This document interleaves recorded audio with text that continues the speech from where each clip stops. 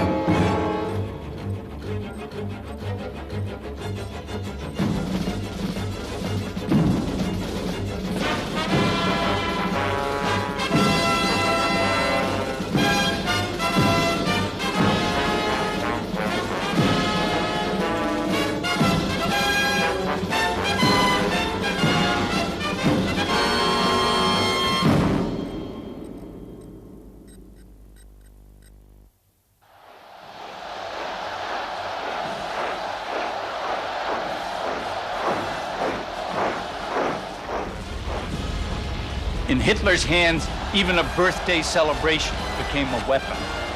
Stuka dive bombers, tanks, anti-tank guns, huge mobile artillery. At 50, the Fuhrer was sending a nerve-rattling greeting card to the next country on his list, Poland. His real arsenal was not the weapons on parade, but the people cheering them. Hitler had convinced Germany that each new conquest was self-defense by a peaceful people.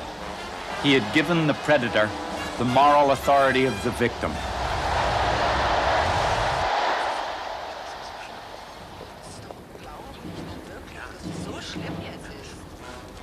For 6 years, Hitler had whipped up German paranoia. First it was the Austrians, then the Czechs, now the Poles, the English, and the French who were trying to encircle them. The big lie had worked. The fatherland's only hope was to fight. The rest of the world knows that it's Germany that's threatening to invade Poland. Bill, are you sure you should be saying this on this line? Ah, what the hell. I'm cabling my copy. It should get to Geneva about 4 o'clock. Good. How long? 3,000 words. Plus, there's an appendix coming, okay? Good. Are you all right? Sure? I miss you. Me too. That's part of the trouble, I guess. How's Eileen? Oh, she misses you too. I love you. Good. Put that in your appendix too.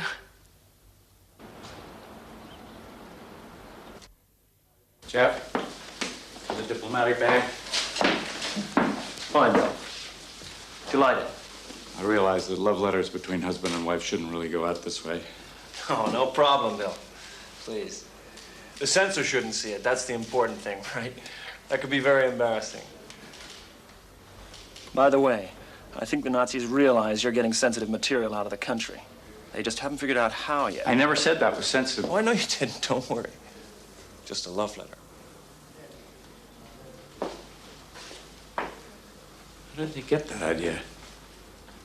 Well, just be careful. Now, I've got something for you.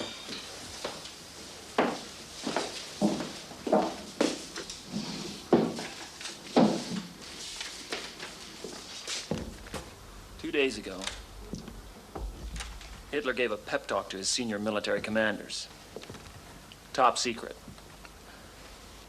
All about their forthcoming invasion of Poland. Look at that bit there. I shall give a propaganda reason for starting the war. Never mind if it is plausible or not. The victor will not be asked afterwards if he told the truth or not. How did you get this? Never mind. No names. Can I use it? What do you think I gave it to you for? It was 2 o'clock in the morning when we got the word. Hitler and Russia had cut a deal. Rather than squabble over Eastern Europe, they would simply cut it down the middle. Hitler, spoiling to attack, his tanks and planes fueled and ready, now had his green light to invade Poland. The British and the French had missed the boat. They were so nervous about coming to terms with the communists, they let Adolf Hitler, the great anti-Bolshevik, beat them to the punch. Now all he needed was a cover story, an excuse to blitz eastward. On the morning of August 31st, in an operation with the name Canned Goods, a group of German concentration camp prisoners was driven to the German radio station at Gleiwitz on the Polish-German border.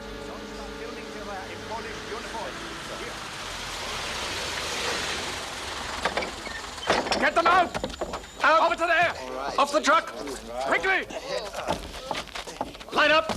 Hurry up! Follow me! Go on! This way! Come on! Come on, get into line! Go. Get on with it! Come on! Come on, line up! Hey! Move, move! All right. Into line! You want to change? Into these uniforms! Take off your clothes and put them on. Move it. Take this. Quickly. Hurry up. Put them on. Put it on. Come on, get them on. Don't worry about the... Move it. Here, you. Come on, come on. Get them on. Go. Come on, do them up. Do the buttons up. Yeah. Get in line. Good afternoon. We need some training photographs of how it would be if Polish troops come over the border and attempted to attack this radio station at Gleiwitz. You are now in Polish uniforms. This photographer will take the pictures. Carry on. Right. Over here. Come on, quickly.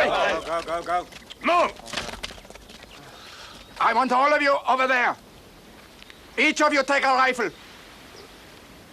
Move now.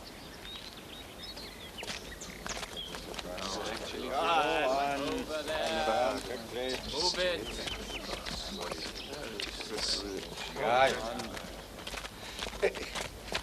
Move on.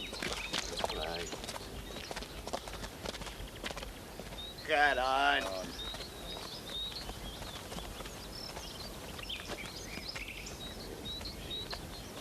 Look out, they're going to shoot!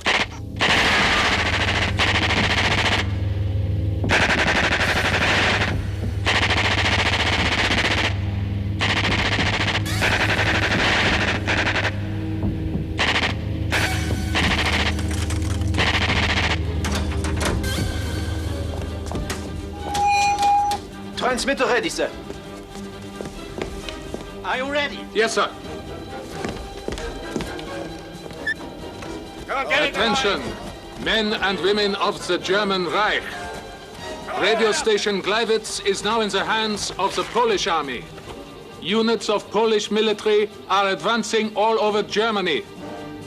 Women and children are ordered to surrender after the men have been shot. I repeat, the Polish army has crossed the border. Resistance is useless. The Polish aggressors were driven back by German troops of the 51st Panzer Division. The bodies of the Polish casualties have been left untouched at Gleiwitz. These photographs are of those casualties. We are giving you an opportunity later to inspect the site for yourselves. It is yet another example of Polish war lust that is trying the Führer's patience to the limit. We are also receiving reports of 3 German passenger planes shot by Polish gunfire containing German women and children. We will let you have details as they become available. Thank you. Dr. Bart is taking over now. The incident at the radio station, any German casualties? None whatsoever. Gleiwitz, gentlemen. Herr Kellenbach, is this the kind of thing that if it continues, it could force the Führer to invade Poland out of self-defense? The Führer hopes most fervently that no such action will be necessary. But he hasn't ruled it out. The Führer cannot limit his freedom of action in defense of the fatherland. Of course he can't. Absolutely right. Gleiwitz, gentlemen and ladies, is only 50 kilometers away. The bodies have not been moved. Transport is waiting for you downstairs. It will be leaving in 10 minutes. We'll see everything when it's Hey, Bill, aren't you coming? See you in the bar tonight, Ralph.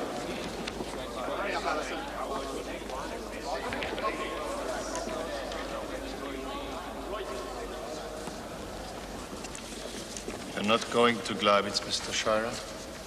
No, I'm not, Herr Kellerbach, and I won't be using this story the way you gave it to us either. Indeed? The German army has been mobilized for at least 3 weeks. Why didn't you mention that? The army? Mobilized? It hasn't been announced yet, I know that. If any mobilization has taken place, it is in self-defense. Listen, I got along with Putzi, your predecessor, Putzi Hempstengel. All of this was basically a game to him. But don't you realize? If you march into Poland, it's world war. Is that what the Führer wants? You could not find a man more peace-seeking and peace-loving than the Führer. People walk around, shops are open. There's only one strange thing, the silence. Life goes on normally, but the army has been fully mobilized for a month and passing through Berlin on its way to... No. There's been no mobilization. Come on, everybody knows about it. What do you call what I see in the streets? Defense preparations, of course. For counterattack. Life goes on normally, but the army has been passing through Berlin this entire week in impressive numbers, headed east toward Poland in what is being termed defensive redeployment.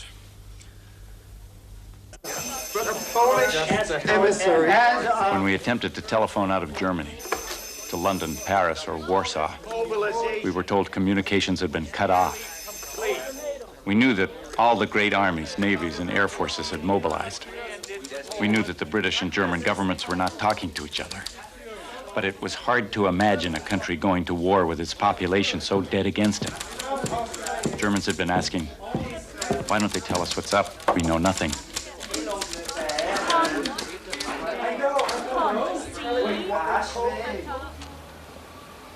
And in the streets, there was an ominous calm. Berliners had gone to bed early, hopeful of the peace their Führer had promised, unaware that the orders to attack had already been given.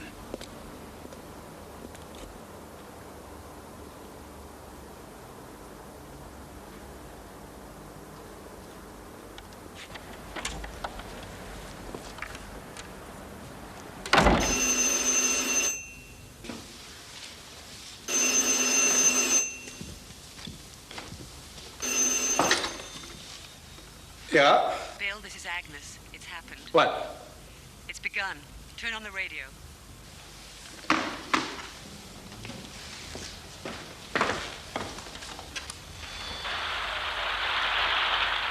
Polen hat heute Nacht zum ersten Mal auf unserem eigenen Territorium auch mit bereits regulären Soldaten geschossen. Seit 5:45 Uhr wird jetzt zurückgeschossen. Und von jetzt ab wird Bombe mit Bombe vergolten. A new word entered the language of warfare. Blitzkrieg. Lightning war. Hitler's panzers, working in tandem with Goering's savage Luftwaffe, raced across Poland and made mincemeat of the Polish army, destroying villages, cities, soldiers and civilians in a continuous sweep. 3 days later, it was a world war. Britain and France were in it.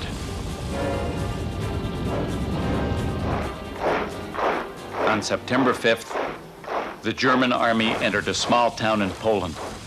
It was called Kanski.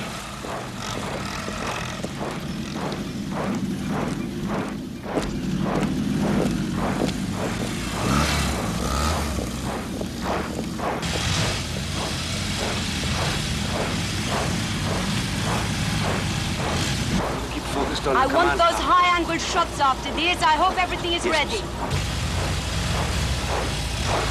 Stop! Stop!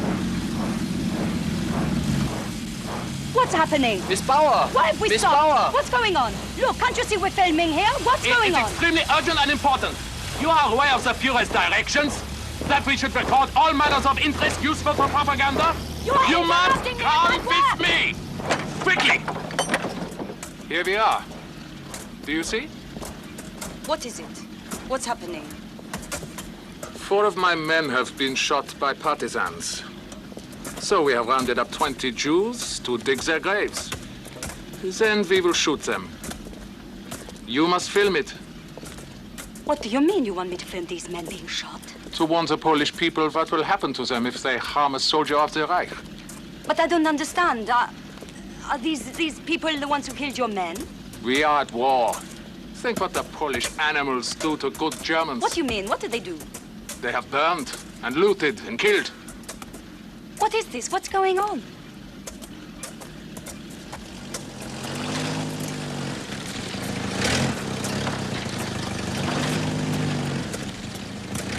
No one will film! This man has no authority! Film it! That's an order!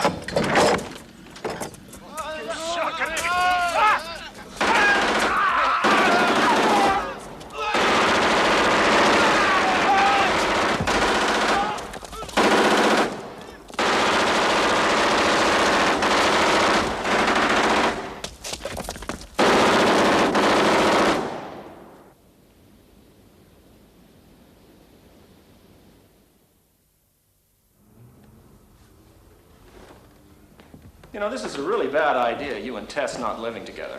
You don't have to tell me that. You need somebody to take care of you.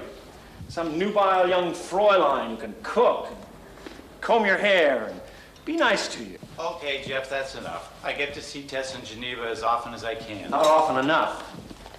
Too true, not often enough. But there's a war on, right?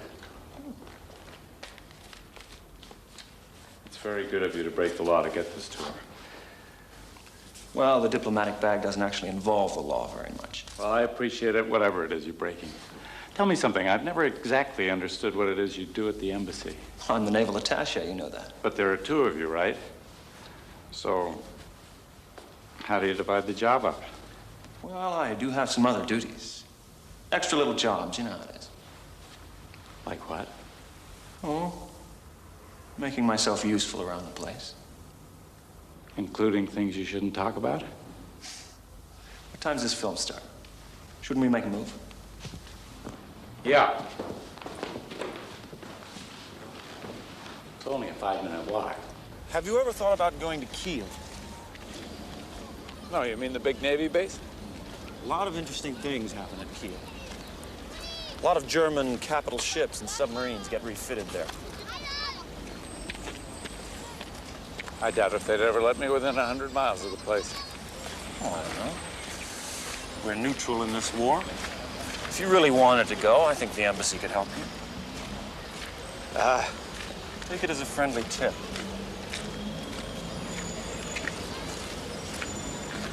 Is anything special going on up there? I don't know. Could be. Let's talk about it after the film.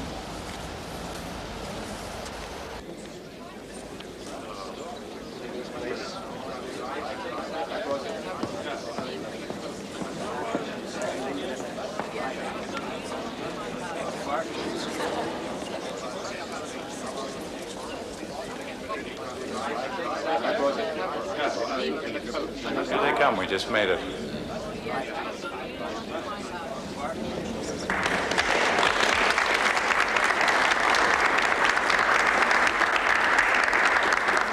She acts just like a movie star.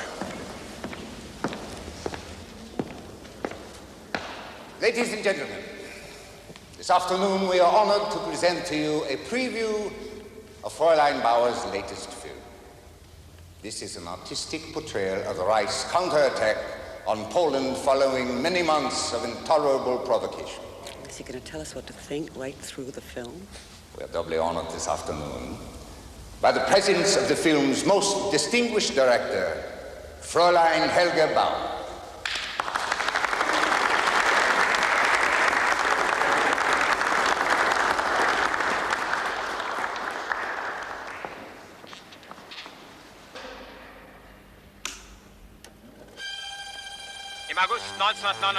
In August, Poland mustered her armies against the Reich. Dreams of a greater Poland were in the air. London was the center of the warmongering fever. From the British Houses of Parliament, the plutocrats were pulling the strings of their puppets. Nazis provoke Europe, announced the lying headlines. Hitler wants war. What did these lies mean? Poland took the first step. The homes of Germans in Poland were already ablaze. The defenseless were being slaughtered. In their thousands, they were seeking refuge in the Reich. On August 31st, for the first time, Poland opened fire on our territories. A day later, at 5:45, we began returning the fire. It was time to retaliate. Our Luftwaffe prepares to strike back. Their brave young men take to the air in defense of the fatherland. The German spearhead strikes deep into the heart of Poland.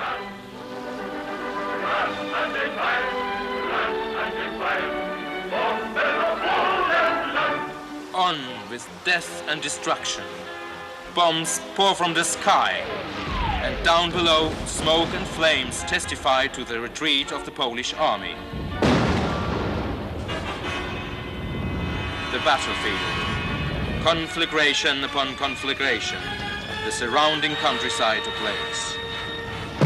Poland, England and France have betrayed you. No one can help you. What have you to say now, Mr. Chamberlain? Yours is the guilt for this catastrophe. If you persist in your warlike intentions, the same fate will be visited on you. Surrender, England. The German Luftwaffe will strike at the guilty and sweep them aside in their road to victory.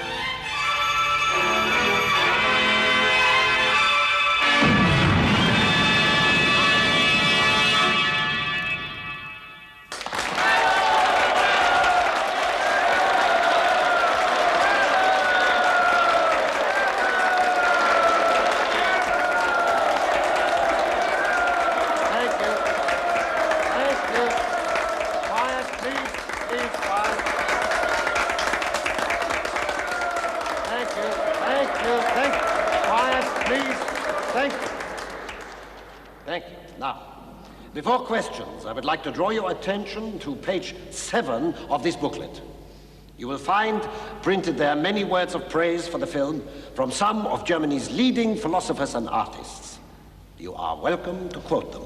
Now, are there any questions? On page 2 of the booklet, you describe the film as an artistic achievement. You don't think it's propaganda? It's the truth, artistically presented. The truth artistically presented, may I quote that? Would you object if I called it hogwash? Shut up! We would object most strongly. But it's pure invention, isn't it? Shut your mouth! I wonder what point you are seeking to make, Mr. Shirer. Do you claim this is an accurate account of the German invasion of Poland? Counterattack, please. You invaded Poland, isn't that right?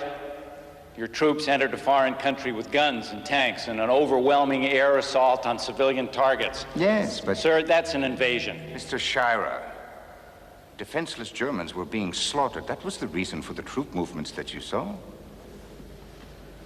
Now, you ask if the film was accurate. Yes, I do.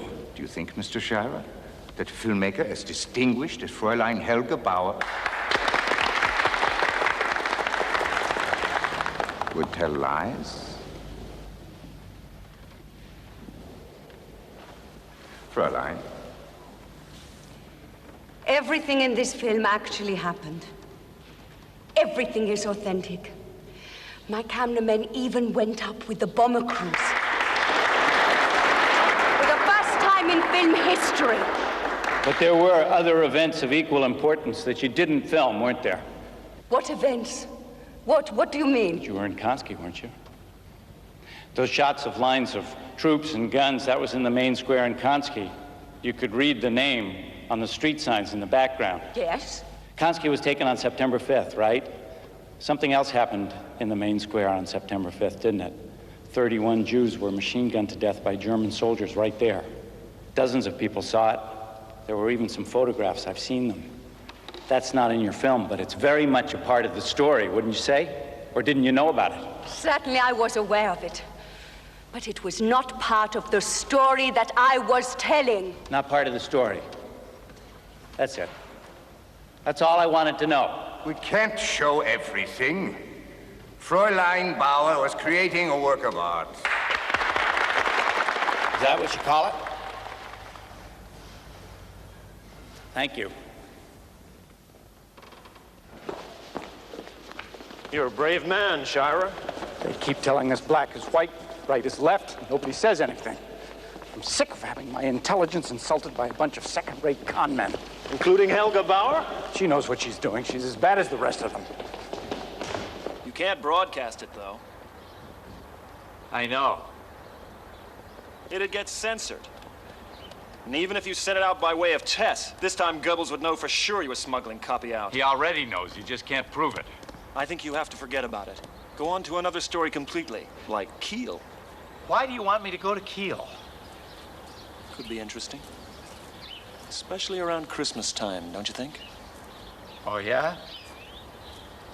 I'd help. I don't need help. You don't? How many stacks does the Scharnhorst have?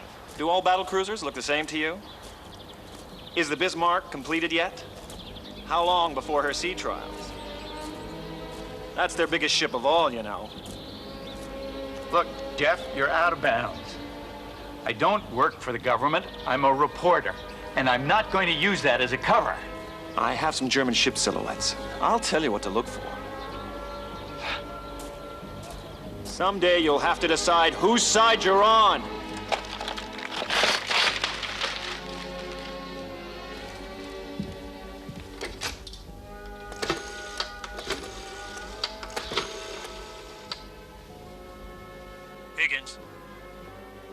That was a hell of a thing to say. Oh, I'm sorry you feel that way about it, Bill. Just what do you think I am? I think you're a good reporter, Bill. Look, why don't I come round in about an hour and fill you in on all this?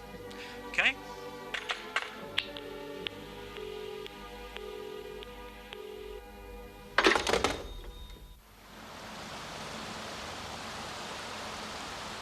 I travel on the night of the 23rd and 24th. I'd get there Christmas Eve. And the broadcast would be about midnight.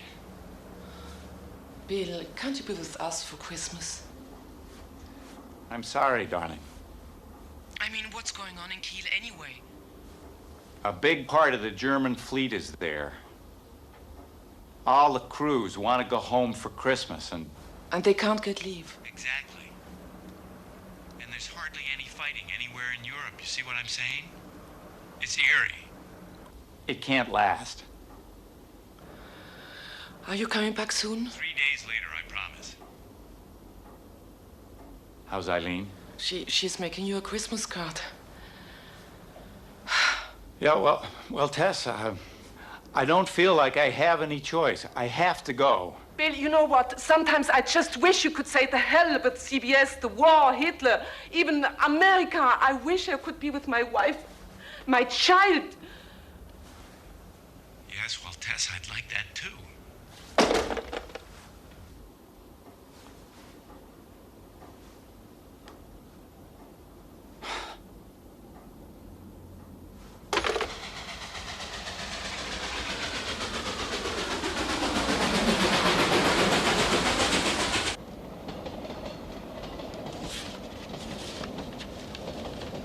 Up to now, I'd tried to simply cover a story. I'd been a neutral journalist in a country at war. Now I was crossing the line. Not just reporting a story, but beginning to act like a secret agent.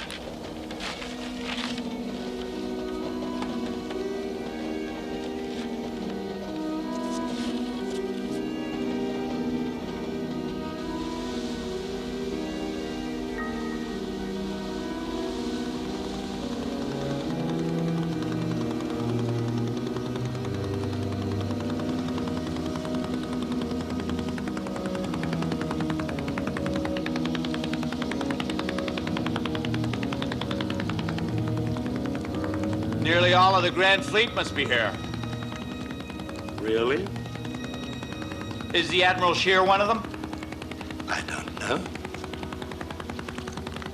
I counted 15 U-boats since we set out, and 3 in dry dock. If the British sent over a few bombers tonight, they could destroy the whole fleet. I trust your broadcast will not invite them. Don't worry, I know the rules.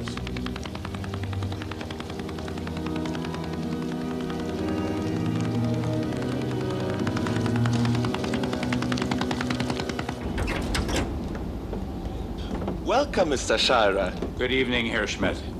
Come through to the radio room.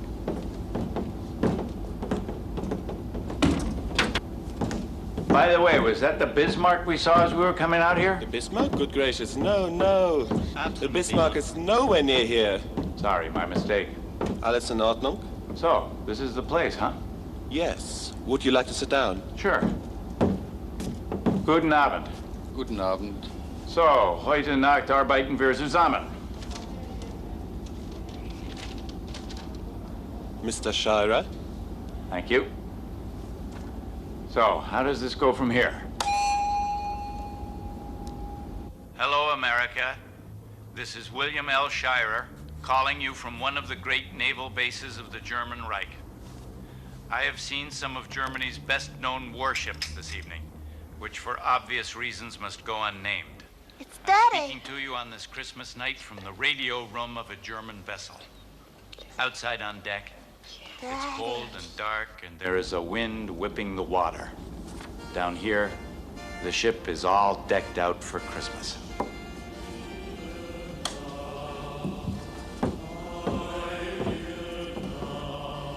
There's a Christmas tree with real candles. Red and green bunting on the ceiling, and some interesting artwork. And there is a real feeling of Christmas in the air. Now they are singing what is perhaps Germany's most famous carol. It's amazing to think these men are at war. I'd like to introduce you to one of these young men. Good evening, young man. Good evening, sir. Merry Christmas to you. Happy Christmas. Please tell me your age. 22. This is a hard time for you, isn't it? Today we celebrate the great feast of peace on earth, And tomorrow, you and the rest of these young men could be out sinking ships and killing people. You don't understand. We do not want war. The German people want peace. The fighting is only because of the English. I think they will be sorry. They started it. The English started the war? They made us fight. What makes you think that? But it is so. The Führer tells us so. It is on the radio, in the newspapers. Everyone knows it. The English wanted war. The Führer wants peace.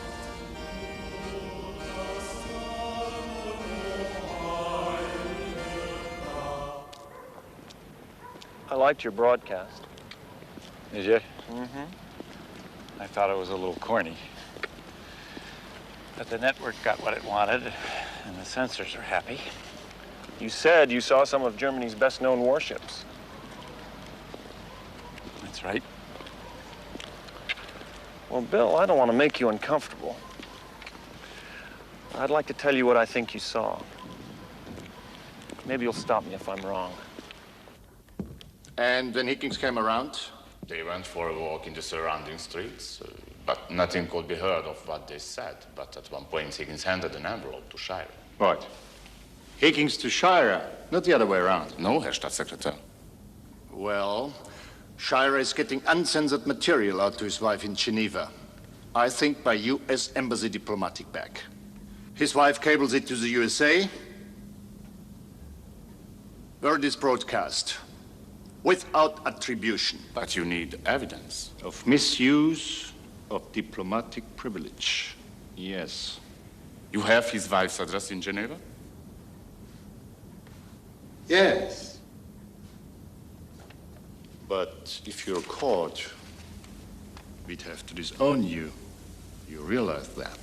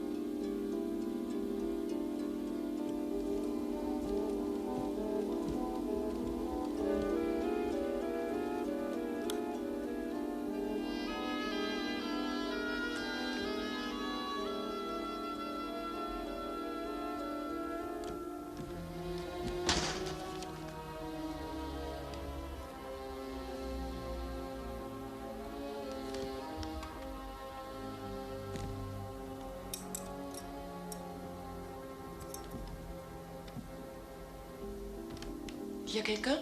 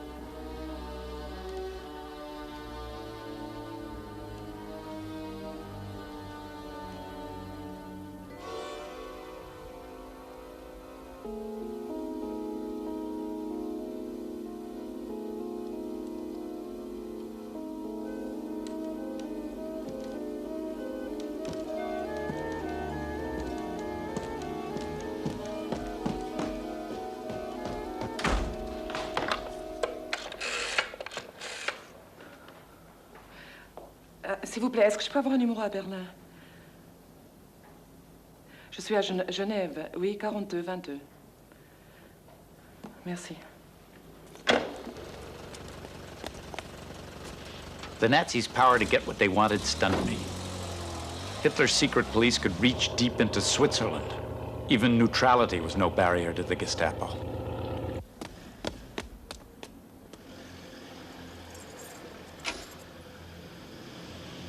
Tess?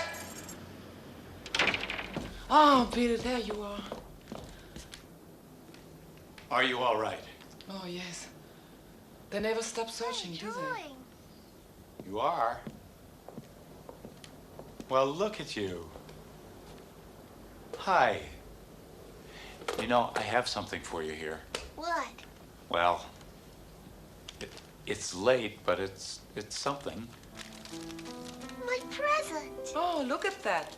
Can I open it?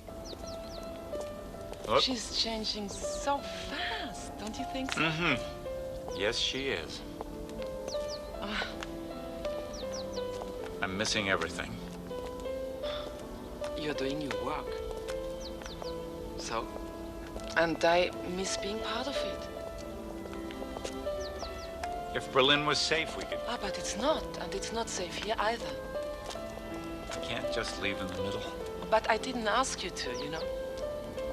I hate these bastards. I want to see them get it. That's very professional. It won't be like this forever. You plan to settle down after this? I mean, start a garden? After this, I plan to follow you around the world. Call in your copy, make your appointments, do your laundry, take care of Eileen. I wouldn't mind that, you know. How long can you stay?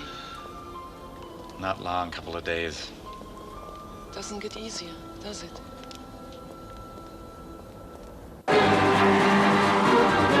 At dawn on May 10th, Hitler's troops swept into Holland, Belgium, and Luxembourg. Blitzkrieg, unstoppable in the east, had now turned west with a vengeance. Again, the Nazis mocked the truth with an excuse.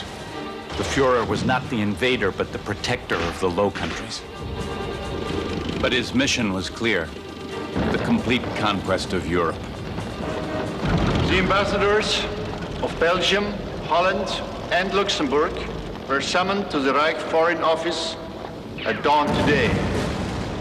They were informed that German troops had crossed the borders into their territories solely to protect them against imminent attack by the British and French. Keller, doesn't believe that. No interruptions, please. No interruptions. Incontrovertible evidence was shown to them of the Allies' intention to invade. Let's see it. Where is it? Yeah, well, sure. Order. Please, order. Germany intends to safeguard the neutrality of these three countries. Any opposition will be crushed, and responsibility for bloodshed will be carried exclusively by them. This was my war, the propaganda war. Even as he blitzed westward, Hitler rode with a bodyguard of lies. And now suddenly the truth was more menacing than the lies. 7 German panzer divisions were sweeping through the Ardennes forest, overwhelming the great French army. The Wehrmacht was rolling over Europe like a tidal wave. 1/3 of a million British soldiers, the whole of its army, was trapped in a tiny pocket on the North French coast, Dunkirk. All that stood between Hitler and total victory was a mopping-up exercise. It seemed that European civilization would be wiped out. As always, in their most efficient way, the Ministry of Propaganda laid on an elaborate inspection tour for the press corps. Then, a blunder. With his panzer divisions within sight of the retreating British, poised for the kill, the German generals were told to halt by Hitler himself. He wanted to save his tanks for the drive on Paris. Incredibly, he had allowed the entire British army to escape from under his nose across the Channel. But they had to leave their weapons. We saw them, strewn along the beaches in mountainous piles as far as the eye could see. For Adolf Hitler, though he hadn't known it when he let the British escape, the Battle of France was already won. To save their beloved capital from the Luftwaffe, the French declared it an open city. Entering Paris behind the Germans was the worst assignment of my career. Millions had run on foot out of the city. People who spent centuries building a civilization had lost to a madman who spent a decade building a war machine. The French army, their government, their whole morale had collapsed a month after the fall of the Low Countries. Hitler, always the showman, demanded that the armistice be signed at Compiègne, in the same railway car where the Germans surrendered in 1918. With the rest of the press corps shipped back to Berlin for a victory celebration, I managed to hitch a ride to the real story in Compiègne, the latest and greatest of Hitler's triumphs.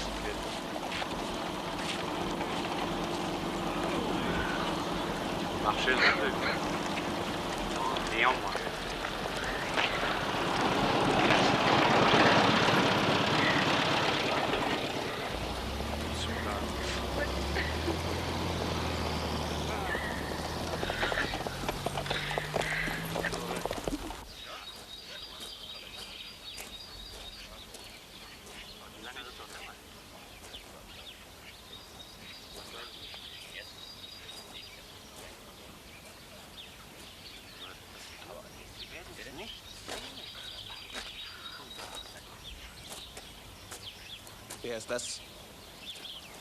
Mir unbekannt.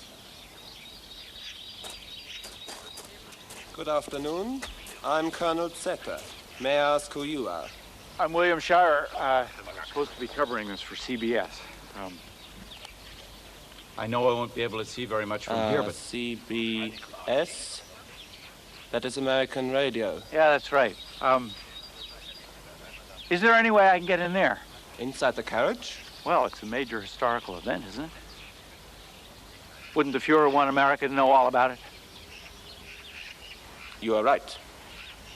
Come along, then. You must be quick. Sure. Who's covering this for German radio? Reichsrundfunk Berlin. From Berlin. Not Harold Dietrich. He's in charge. Do you know him? Sure, I know him.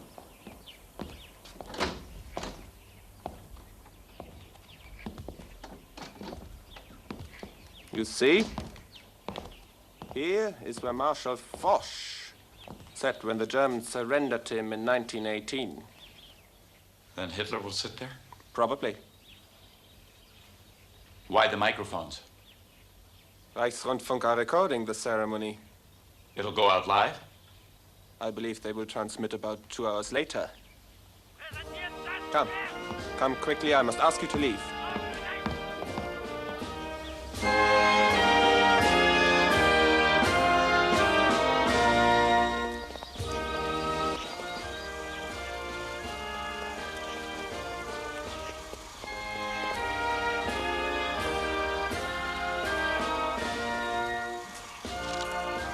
Bill. Harold. I heard you were here. But how the hell did you manage it? I'll tell you later. Listen, I want to broadcast as soon as this is over. Can your guys help me? Certainly, why not? But only on shortwave. Sure. They will put you through to Berlin and they will record you. But nothing is to be released until after the Führer's address in Berlin. All other reports will be released on his personal orders only. It's his greatest triumph. He doesn't want to share with anyone, huh? Well, that's all right. I'll still beat all the American papers by a couple of hours. There are the French. Mm-hmm.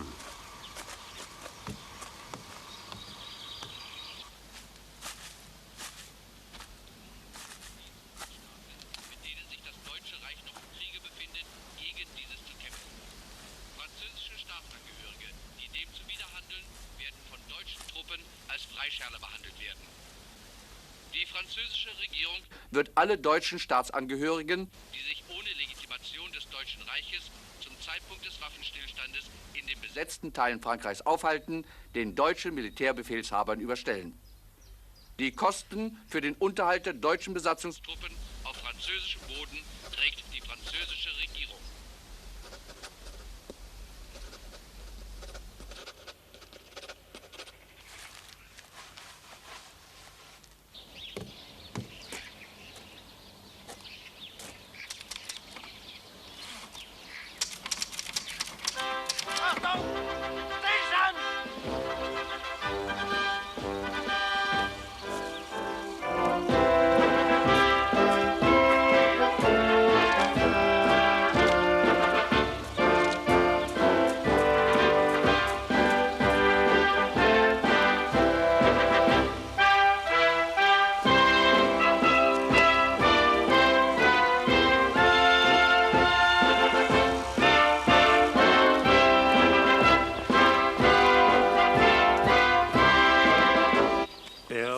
forgot to tell you. You realize all I can do is have you recorded for CBS transmission after the deadline. Sure, certainly. There may be some waiting for Berlin. Everyone wants airtime. Yeah. Punkt 213075 Minuten. You are in luck.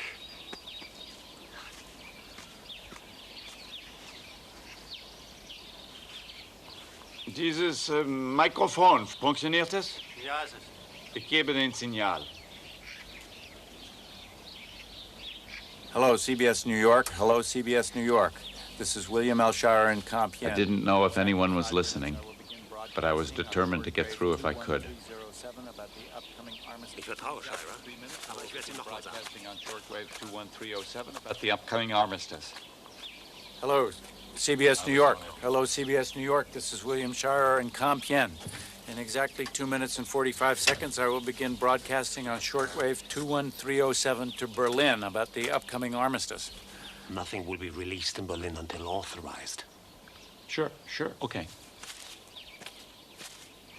Hello, CBS New York. Hello, CBS New York. This is William Shirer in Compiègne.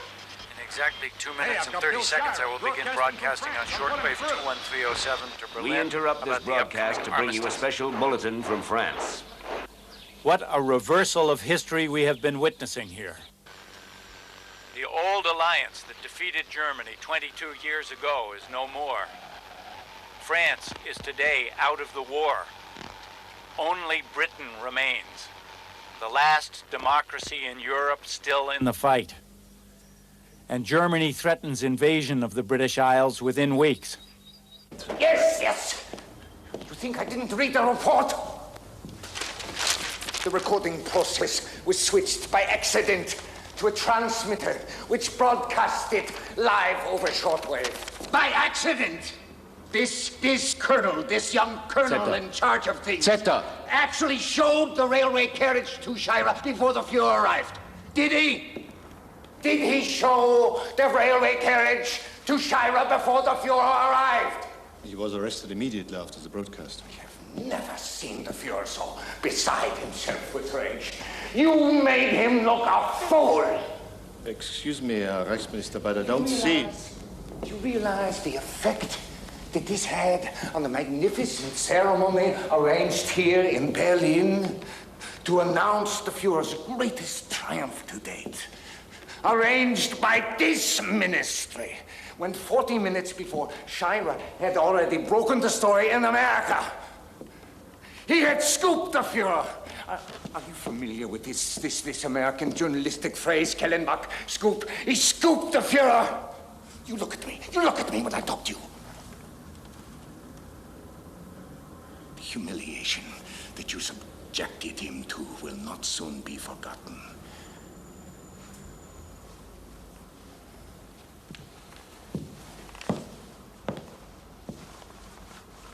Excuse me, Reichsminister. William Shirer is to blame. May I show you these photographs?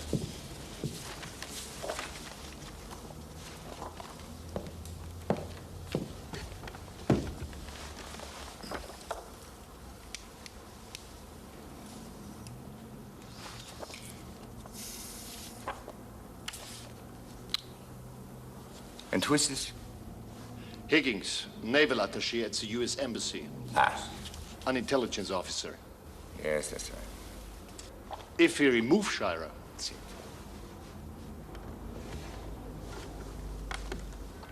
Now, if you remember, there is one crucial factor which we wish to impress upon the Americans. And if Shirer were to report it... What crucial factor? The invasion preparations at Keller. He is to be used, you see? And then afterwards, we can talk about his future.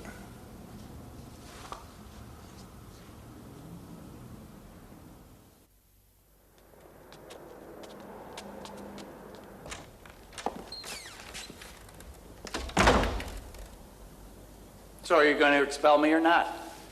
Good morning. No. They were a little upset by your broadcast, Mr. Shirer. So was the Führer. So I've heard. But above all, he admired your enterprise, your American cheek. At the end, he was laughing at your presumption. Is that right? Well, maybe I misjudged him. I really think you have. Please take a seat. But, a coffee? No, thank you. But I have invited you here about another matter. Perhaps you would be our guest to travel to northern France to inspect our preparation for the invasion of Great Britain. What? At Calais. Our invasion preparations. Of great interest, I would have thought. What's the catch? No catch. No one wants to talk about those preparations.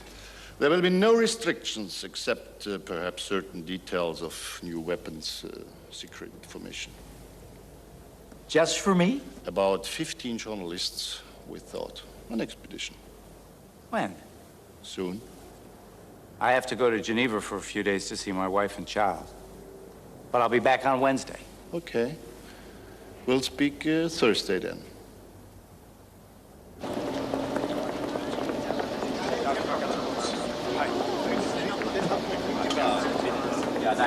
Vorsicht!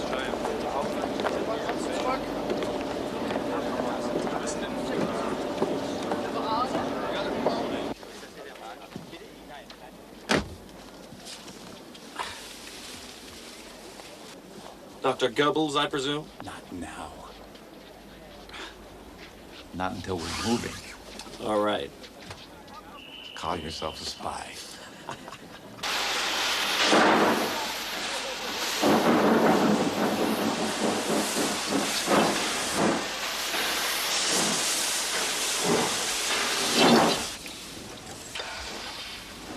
Say, that was a hell of a broadcast you made from Compiègne.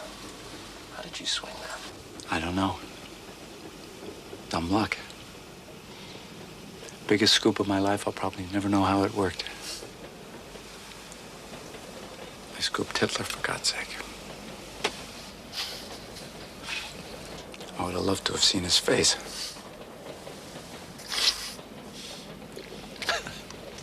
Say, you know what I think? I think the army put you through. They weren't gonna let Adolf take all the credit. Whoever it was, they did me a big favor. Something like that. I'll never forget it.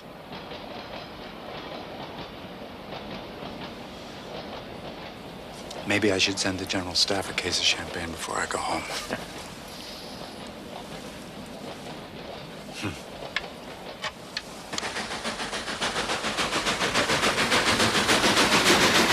If they're serious, there'll be an immense amount of shipping. Not just warships, but vessels to transfer the troops, ammunition, tanks. 10 or 12 divisions, minimum. That means at least 50 transport ships, 1,000 seagoing barges, 500 tugs. That's what you're going to be looking for. And several fleets. Be at least 8,000 trucks, 2,000 tanks. But really, the whole thing hangs on the shipping. That night, Hitler made his final peace offer to Britain. He was such a good actor, he actually managed to sound humble. I just have to go. I have to see for myself. Here, I'll do the salad. No more boring stories. They are not boring, Bill. It's just that I'm not involved anymore. And that they're so far away. And sometimes, you know what? I am scared of what you're doing. I know it's hard, Tess. It's not that it's hard. I like doing things that are hard. It's just... You don't even see what's going on here. I can't even talk about it. No, go on, tell me. I'm afraid that if you go on like that, I lose you. Or you lose me. I don't want to make it harder, but I'm just not the kind of wife who can sit at home and mind the baby and leave everything to her husband who is away. You finished? Yes. Okay. I agree. You do? We're going. As soon as I can get a replacement. Are you sure? You're right. Anyway, I've had it. I've done what I'm going to be able to do. But Tess, I still have to go to Calais. For Higgins? I want to go. It's important. I have to see this through. Bill, how long can you go on like that until they catch you? They're going through your mail. They read everything.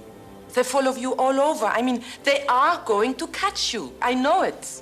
I have my press credentials. I'm pretty safe. What if they don't let you leave? They can't stop me. You have important enemies, you know that. All right, we won't tell them when we're going. We'll have a code. When it's time to go, I'll call you up and say, I want pumpkin pie for Christmas, like in a spy novel. Can you find a better line? What's wrong with that? Pumpkin pie. That means we are going to be in America for Christmas. Did I say that? You've promised now. Okay.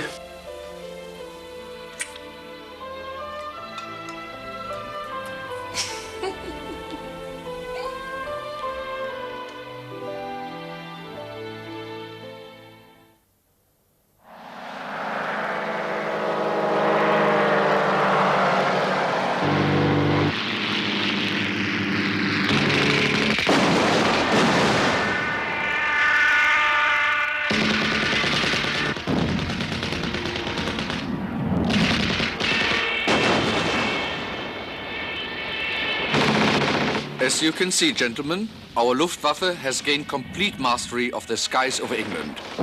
In a few days, the RAF will be totally eliminated. Now watch.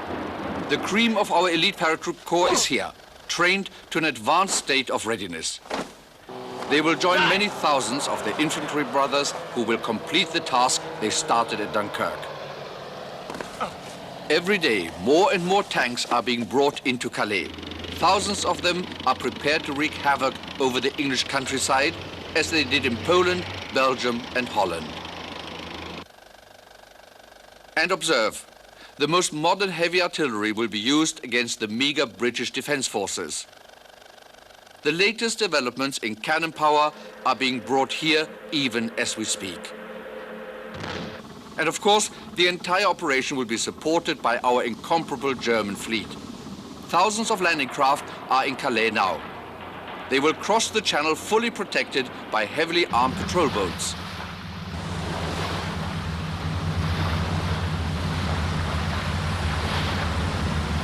The guns and torpedoes of our battle cruisers are trained on the British coast now to deliver a massive assault. As you can see, the Führer himself has taken personal charge of this operation. If the British knew the full dimensions of this overwhelming force, I believe they would sue for peace to avoid needless bloodshed. That film, gentlemen, was all shot within the last week. Now, before we move on, are there any questions? What date's the invasion? You may say soon. Herr Botta, how many panzer divisions will be going? What about the second Panzer Division? This is classified information. You know I cannot possibly... Why can't we see the harbor? But we are visiting the harbor directly after this conference. We cannot, of course, include the high security zone. There is classified equipment being installed in the invasion barges. England's a tough place to crash. Gentlemen, we have already relaxed military censorship so that you may report anything that you have seen. But everything we've just seen was shot right around Calais. Correct. Now, may we move on?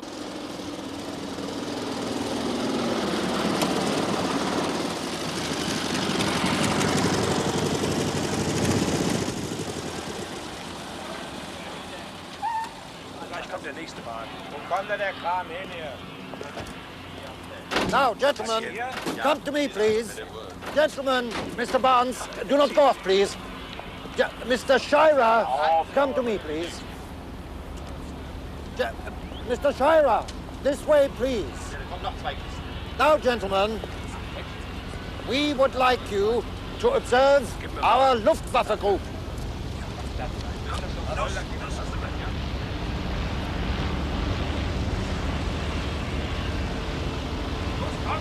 Weitermachen. This particular group, gentlemen, has an unparalleled record in the elimination of British resistance.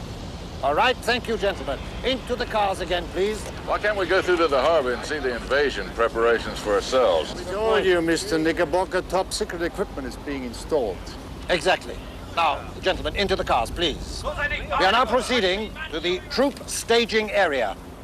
Thank you, gentlemen. Thank you, Mr. Shirer. Into the cars, please. Mr. Barnes, please. Mr. Shirer. Mr. Shirer, will you please come to the car? Mr. Shirer.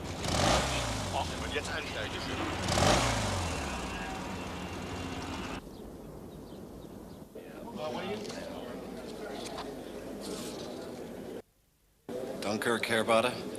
Yes, Mr. Barnes. Yeah. An excellent example of British courage. All these photographs have been passed for publication. Just a few items of classified equipment have been blanked out. Well, now, what about some lunch? It has been a most informative morning, I think.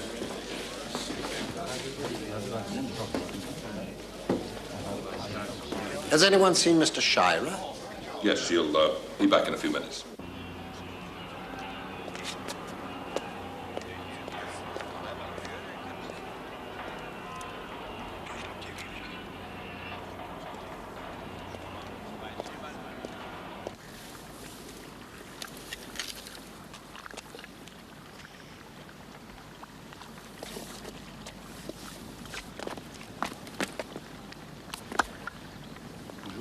Bonjour.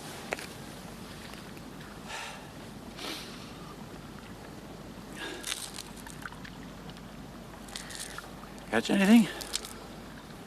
Germans. I get them and throw them to the cat. Does the cat eat them? She spit them out. She's a cat of great intelligence.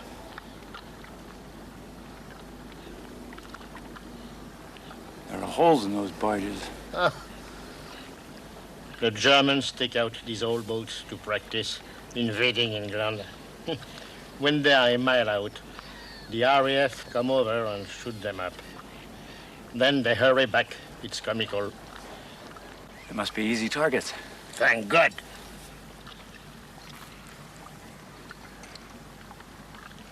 $500 men crammed into one of those boats. 500? 50 would sink one of these. And a good thing, too. No, mostly it's about 20 men to a boat. They get so seasick.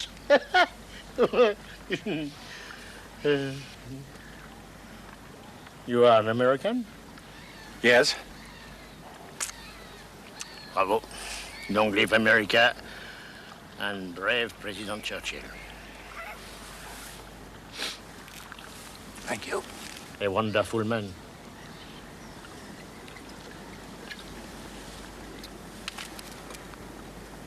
Well, good luck. Thank you.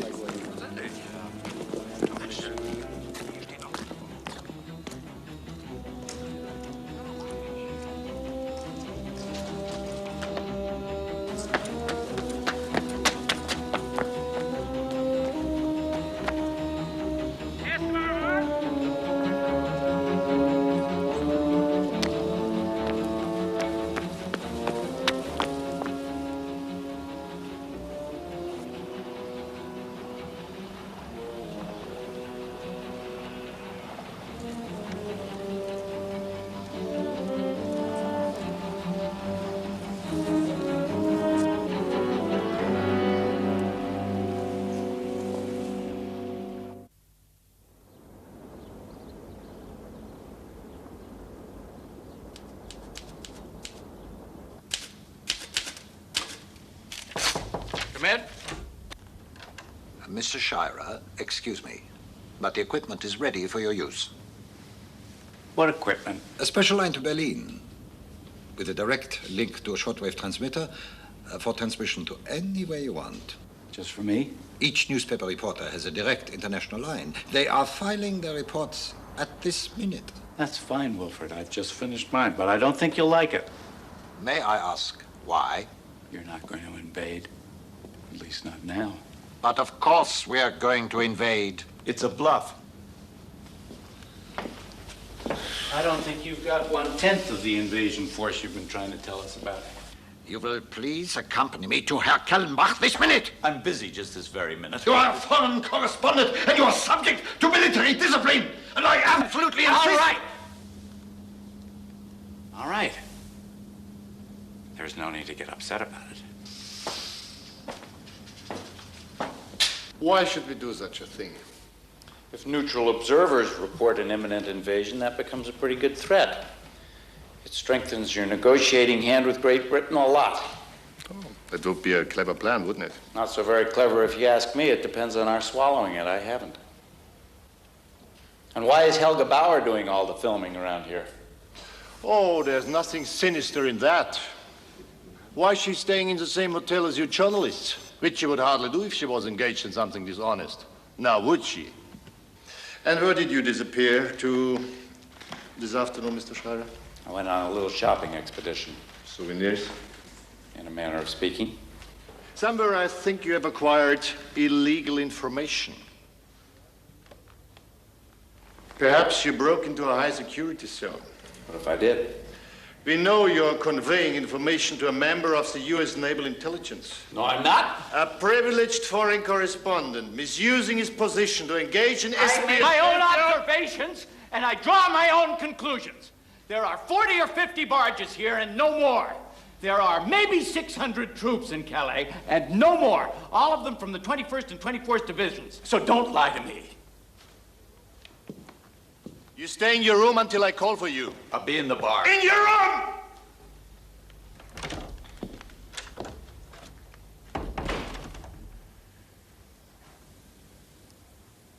We cannot dispose of him without asking Goebbels.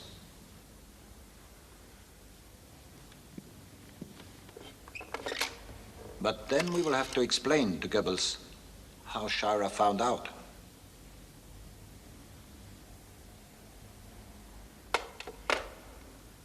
We can do nothing decisive while he is surrounded by his colleagues. He's aware of that. You have given me so much enjoyment for the past 6 years. I have. The trouble you have caused to Goebbels. Then why not expel me? He thinks he can use you. People trust what you write and say. If Shirer can be tricked into spreading their propaganda, you see. Thank you. That is why they check everything that you send to your wife in Geneva. You're very well informed. Information is power. I make it my business to be well informed. What are you doing in Calais? Off the record? On the record. Then no comment. Well, how about this? You're here to make propaganda, and my colleagues and I are here to be tricked into making propaganda, too. Really? Yes, really. There are no invasion preparations. This whole thing is a gigantic con, a trick, a lie, and the film you're making is completely bogus. I confirm nothing. I make no comment. But I am an artist. Helga, you're not an artist. You're a propagandist. And you don't strive for the truth. You look for the most creative ways to tell lies. Lies. The truth is that the Fuhrer has made countless offers of peace to England. All of them rejected, of course. It is madness. If we invade, there will be terrible slaughter, and the British will lose. If I can in some way just help to prevent that by my work. So you're saying you tell lies to save lives? No, I'm not saying that. What I'm trying to say... Helga, you can justify your business in more ways. But in the end, you are as corrupt as your masters. You talked to me once about a new Germany, and you were so proud of your part in it. Well, what have you done? You've helped create a Germany that has enslaved half of Europe. You've infected your countrymen with this insane vision that everyone's out to get them, and that allows them to ignore the worst kinds of brutality and gangsterism. You've used your art to sell a bunch of rotten images of aggression and hate and destruction. There are times when you have to say no, no matter what the consequences are to your precious career.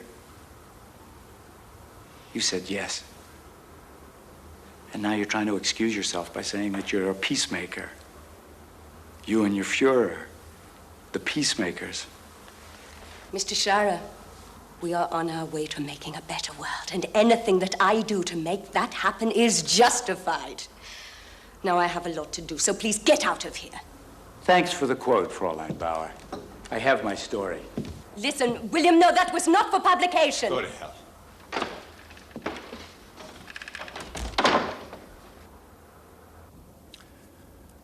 After Compiègne, you knew what sort of man you were dealing with. I cannot believe how badly you've handled this situation. Well, Herr Reichsminister. He was specifically your responsibility. Yet it appears he told half the correspondents at Keller that the invasion preparations were suspect. Herr Reichsminister, I just... Have you seen how little coverage the United States press gave to the matter? Yes, Herr Reichsminister. He was evidently allowed to infect others with his doubts. It is fortunate for us, isn't it, that he couldn't broadcast his discoveries to the entire world. I told him there would be retaliation on all foreign correspondents if he told any such lies. Did you? Yes. That must have frightened him to death. Has he seen the man Higgins since he returned to Berlin? Yes. Have his apartment searched. I want any report he may have written on what he found there. Bader, I want you to handle this.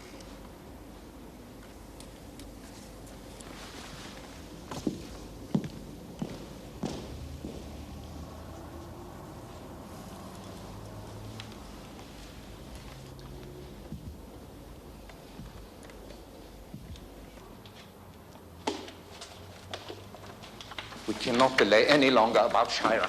We are considering the exact charge. We know that he is transmitting sensitive information through Geneva and Agent Higgins. Our embassy in Washington has confirmed that. Have him arrested.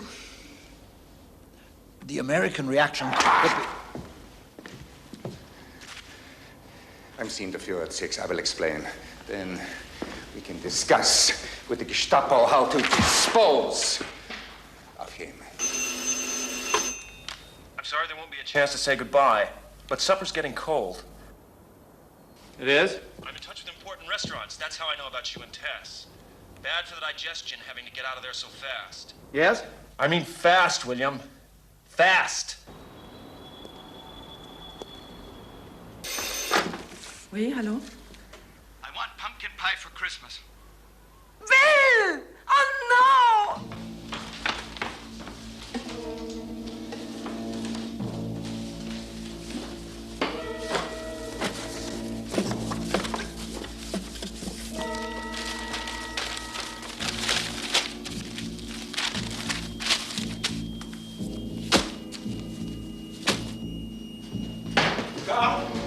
Ja, Shirer? Können Sie diesen Koffer zum Gestapo-Headquartier bringen?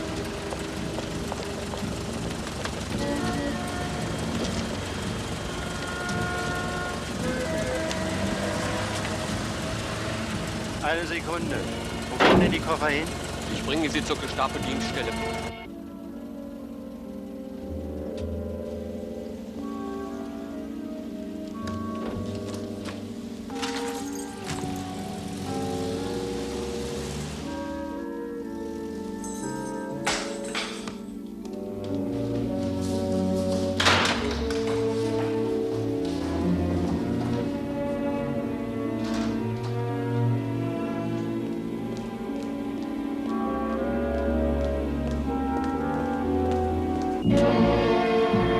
Hier ist es. Hier.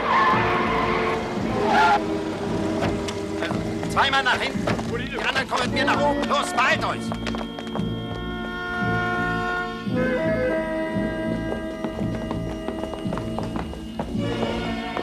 Los, kommt! 2 in die linken Räume, die anderen da drüben. Alles durchsuchen. Er darf uns nicht durch die Latten gehen. Was ist? Nicht keiner hier. Und bei euch auch niemand? Hier auch nicht. Los, hinten raus.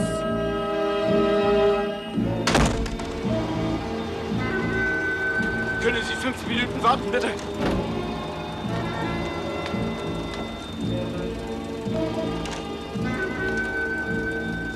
Wait a second, those are mine. I'm William L. Shirer from Columbia Broadcasting System. Do you speak English? Yes. I want to get this luggage sealed. I don't want to have any trouble at the airport. There's some important papers in here. Military maps. Where did you get military maps? Actually, that was a present from General Keitel. Keitel? Even so, you can't take them. They are classified.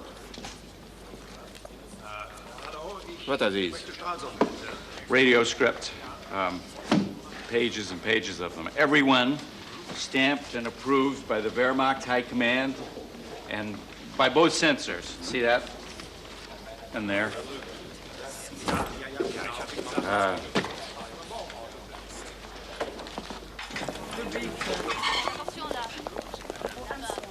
How many stops we have? Just one, at Lyon. Just only one in 30 hours? We'll be traveling through occupied France. Just one stop to make sure there are no Jews aboard. You reported on the German army. Yeah, I went with them to Paris and then to Compiègne. I'll never forget it. Great victory. Great army. You're forbidden to open them again in Germany. Is that clear? Yeah, but, well... Not to be opened by anyone. Right.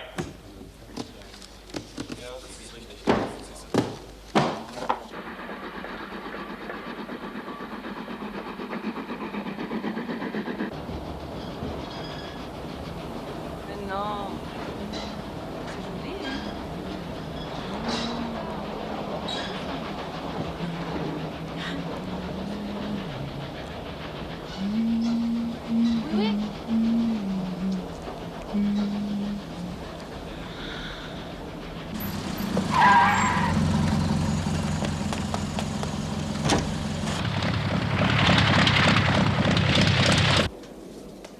Open these tongues.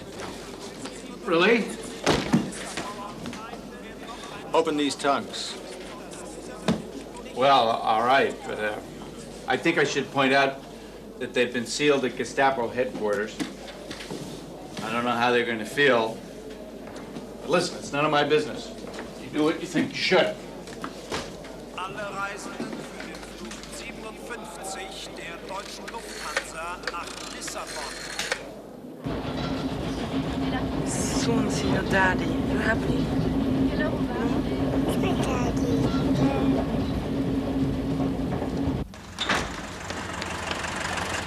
Zum Flughafen, schnell! William Shirer, American. 2 tongues.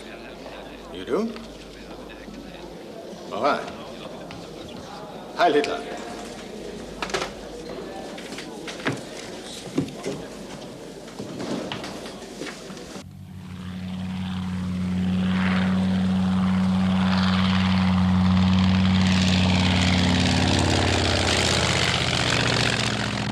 Would you like a drink, Mum? No, thank you. And you, sir? Yeah, I'll have a martini. All right. Wait, can you make a Manhattan? Yes, of course, sir. I'll have a Manhattan. All right. And would you like a drink, Mum?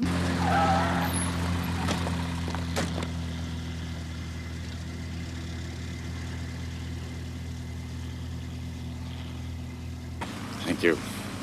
How much longer to Lisbon? It's about 4 hours, sir. Good. Danke vielmals.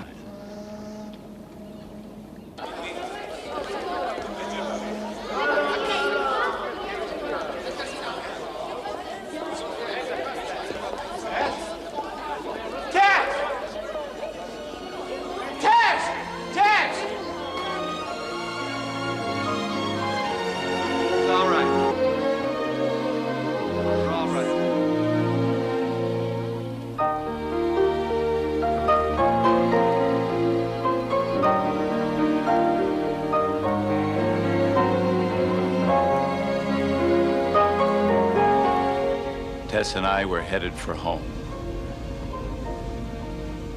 The blood-curdling rallies, the nightmarish phone calls, the lies and the knocks on the door, the killing and destruction were behind us. We could tell our story now to a world finally too afraid not to listen.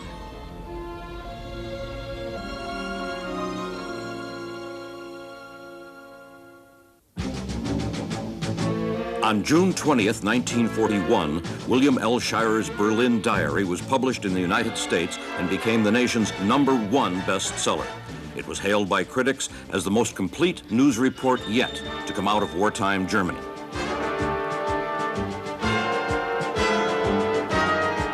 Dr. Ernst Putzi Havstengel was interned in England and Canada and then came to the United States, where he served as an advisor for Nazi affairs to President Franklin D. Roosevelt. He returned to Germany after the war and died in 1975 at his home in Munich.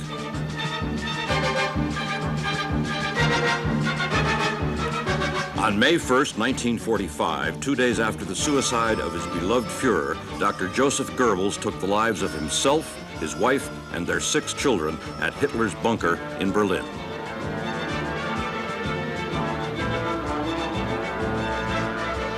Eileen Inga Shirer-Dean lives in Massachusetts. She's an author and is currently finishing her 2nd novel. Tess Shirer is a painter and an archaeologist and lives on the East Coast of the United States. William L. Shirer now lives in Massachusetts, where he's at work on his 16th book. His Rise and Fall of the Third Reich is widely considered the most authoritative work on Nazi Germany.